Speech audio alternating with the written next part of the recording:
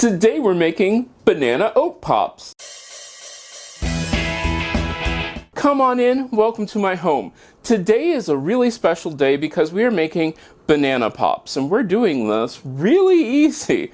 We're using oat milk. Now you could use heavy cream, you could use just regular milk, but this is oat milk. If you want to learn how to make oat milk, you can just hit that eye in the sky. It'll take you to the day where we make oat milk, or you could also use almond milk, whatever you want.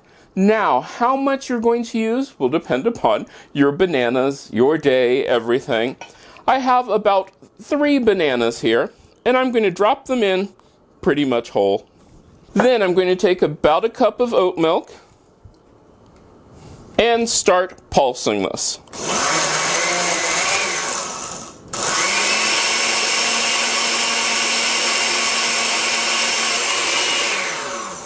You want to blend that until it is smooth, then the easy part. Once it's smooth, we're going to pour it into popsicle molds. Hopefully you'll be better at pouring these things than I am. Once you have your mold poured, you're just going to put the top on it. Then I'm going to stick these in the freezer until they are solid. I will tell you right now, it is super hot in here and these things are melting super fast. Let's take a bite of these so I can put it back in the freezer. Those are really good.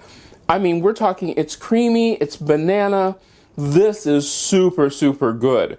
I'm actually really surprised at how good this is and how few ingredients there are.